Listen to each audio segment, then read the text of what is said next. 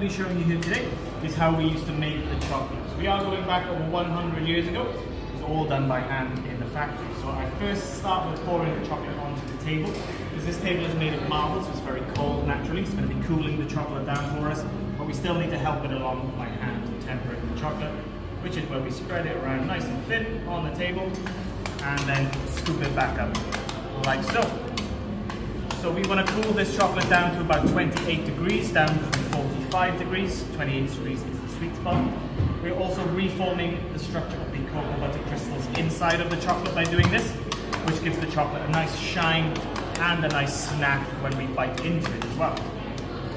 So the next step with this chocolate is going to be to test the temperature.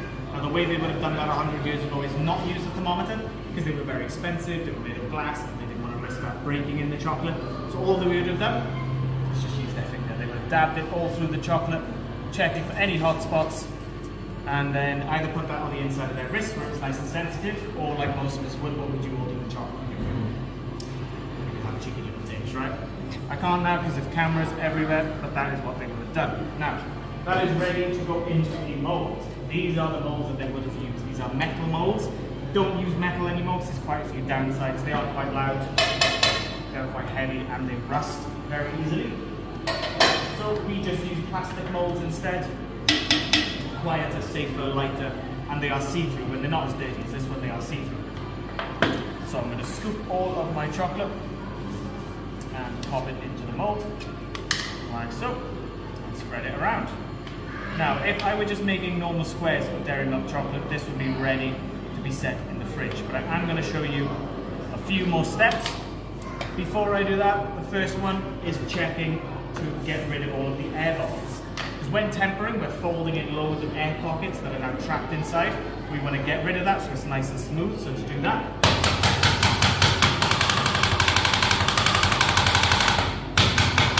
we give it a good few taps and you will start to see loads of little air bubbles rising from the chocolate. Then they would do that for a lot longer. Obviously I'm not going to do that because it would be quite boring. The next step is to make sure that I have tempered my chocolate correctly, and there's a very easy way to test this. If I flip them all upside down, you can see that none of that chocolate will pour out, even so much so that I can confidently hold it on my head, and I know that it is tempered properly. Now the last step I'm going to show you is called shelling. Now, shelling is used to make chocolate with fillings inside. As you can see, there is no room, and as we tested, flipping it upside down doesn't get rid of that chocolate. But if we give it a few taps, give it a shake, all of that chocolate is going to come pouring out in a lovely mess of chocolate rain all over the table. And what that leaves us with, as the name shelling suggests, are just the shells of the chocolate then, ready for ladies to come in with piping bags, fill in all of those individual chocolates with all different types of fillings like caramel, strawberry cream, orange cream, things like that, and then seal it all back up with that tempered chocolate that we made earlier, not wasting a drop. This is now finally ready to be set in the fridge.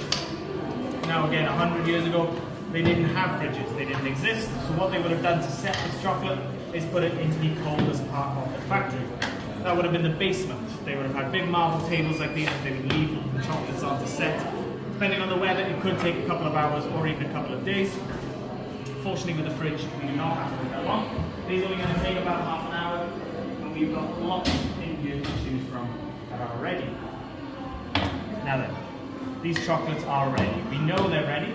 A few things. If we turn them around, you can see this chocolate is quite a lot darker than the chocolate that I've been using, which means it's set, and it's also quite frosty on the mold, which means the chocolate's come away from the mold, which is another sign. So to get this out, we loosen it up, give it one big tap on the table, all of that chocolate is going to come out. Now you can see the difference between some of this nice shiny chocolate and some of the chocolate like this. Now this means the chocolate was way too hot going into the mold, because you can see it is stuck to the inside there and it's peeled away.